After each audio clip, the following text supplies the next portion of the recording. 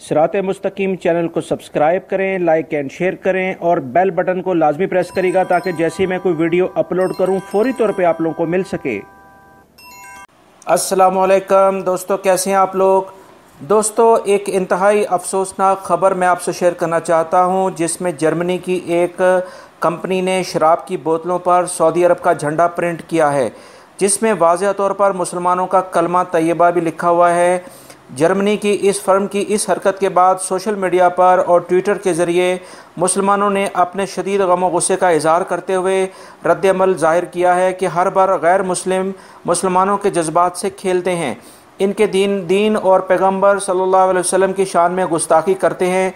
दुनिया भर में मुसलमान जहां रमज़ान की आमद को खुशामदीद कह रहे हैं, दूसरी तरफ गैर मुस्लिम एक मुल्क में एक फ़र्म ने इस्लाम की तहज़ीब करने में मसरूफ़ है। हम मुसलमान सब इस अमल पर मजम्मत करते हैं। जहां तक मुमकिन हो इस वीडियो को शेयर करें ताकि इस कंपनी के ख़िलाफ़ सख्त एक्शन लिया जाए।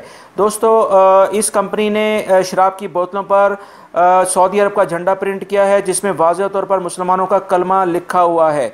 इस सारी सूरत हाल के ऊपर सऊदी जो एम्बेसी है जर्मनी में, उन्होंने सख्त रद्द-ए-अमल का इज़हार करते हुए जर्मन की वजारत ख़ारजा से रब्ता किया है और शदीद गम और गुस्से का इज़हार किया है और इन तमाम प्रोडक्ट्स को फौरी तौर पे मार्केट से हटाने की और इस फर्म के ख़िलाफ़ सख्त एक्शन के लिए दबाव डाला है।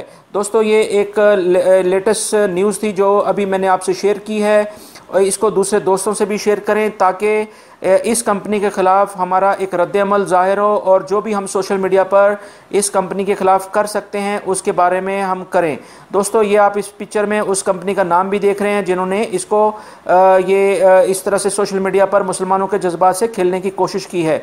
मेरी वीडियो को लाइक लाजमी करिएगा, इसको दूसरे दोस्तों से भी शेयर करिएगा। वीडियो देखने का बहुत बहुत शुक्रिया। अस्सलामु अलैकुम।